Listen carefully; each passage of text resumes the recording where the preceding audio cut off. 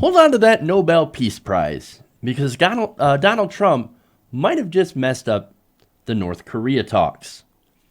At least so far. We're not sure. But anyway, let's go into the story here. According to The Guardian, Donald Trump has issued some new threats against Kim Jong-un and basically said that they face the same fate as Libya's former leader if North Korea does not decide to make a deal on their nuclear weapons program. Now, Trump issued this threat at the White House when he was asked about the recent suggestion by his national security advisor, John Bolton, that the, quote, Libyan model be a template for dealing with North Korea. Now, the model Bolton was referring to was actually Gaddafi's agreement in December of 2003 to surrender his nuclear weapons program. Now, that included shipping his uranium, his centrifuges, to the United States. Now, I don't think that will likely happen. That would be great if that happened. And if they actually do end up doing something like that, wonderful. Then again, I would give Trump all the credit in the world. But Trump, he's an idiot. He thought, Libyan model. Oh, you mean when we bombed them? No. In fact, here's what Trump said about that. The model, if you look at that model with Gaddafi, that was a total decimation. We went in there to beat him. Now, that model would take place if we don't make a deal, most likely. But if we make a deal, I think Kim Jong-un is going to be very, very happy. So, wait, make a deal that's going to make you very, very happy, which likely won't because it's a compromise. And when it's a compromise, normally both sides really aren't necessarily all that happy, but they don't hate the deal enough to walk away from it, right? So that's compromise. Nobody's ever happy. But if you don't make that deal, well, then we're going to use the Libyan model, which basically led to the death of Muammar Gaddafi. Great. Now he continues. This with Kim Jong-un would be something where he would be there. That's a real sentence. I swear to God, he actually said that. He would be there. He would be running his country. His country would be very rich. We're willing to do a lot, and he's willing to do a lot also. And I think we'll actually have a good relationship, assuming we have the meeting and assuming something comes of it. And he'll get protections that are very strong. A year later, right? And I still can't listen to him talk. Like, I don't understand what he's saying. Like, how he puts sentences together. It doesn't make sense. Again, we're willing to do a lot, and he's willing to do a lot also. And I think we'll actually have a good relationship, assuming we had the meeting and assuming something comes of it. And he'll get protections that will be very strong. God, he's so dumb. He's so dumb. But let's go back to other than sentence structure, which again makes no sense. Let's go back to his threat, right? So we're going to do the Libya model. The Libya model that was total decimation. You idiot. Don't threaten a country with total decimation 3 weeks before your summit that you're supposed to be talking about denuclearization and peace. That is what we call not smart. That's what we call really, really fucking dumb. Now, asked whether his comments meant that he disagreed with his national security advisor, the president said, quote, I think when John Bolton made that statement, he was talking about if we were going to be having a problem. Because we cannot let that country have nukes. We just can't do it.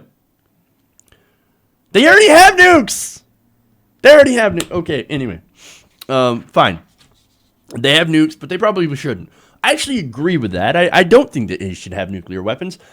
Guess what? I also think that nobody should have nuclear weapons. Why should any country have the power to destroy the entire world several times over? And guess who has the most nuclear weapons? We do. America has the most nuclear weapons out of anybody. So we also should not have them. Nobody should have them. But anyway, he can... Now, here's the other thing, right? We're already having problems here. Most recently, North Korea reacted very strongly against statements made by Bolton over the weekend, who insisted North Korea would have to dismantle its nuclear arsenal completely and immediately if we're going to make a deal. Well, already, to North Korea, that is a non-starter. Like, no, we're not just going to give up our nukes. Remember what happened to Libya? Now, again, it's very interesting how they bring up the Libya strategy, right? Because Libya gave away their nukes in 2003, as I explained earlier, on the promise that nobody would attack them, right? You give up your nuclear weapons program, everything's going to be good and you'll be able to stay in power, right? Well, how did that work out? Under the Obama presidency, and was when Hillary Clinton was Secretary of State, we bombed the shit out of Libya. In fact, what was it that Hillary said? I don't know, something about never mind. She said something terrible, and I just can't remember that quote right now. But look, our government basically made a promise, and oh, look at that, we broke that promise. Because we went after Gaddafi after he got rid of his nuclear weapons.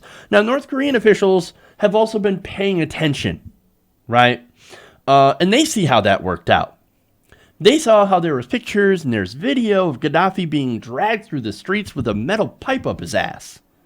And they were like, nope, that's not going to happen. That's not going to happen. Not to us.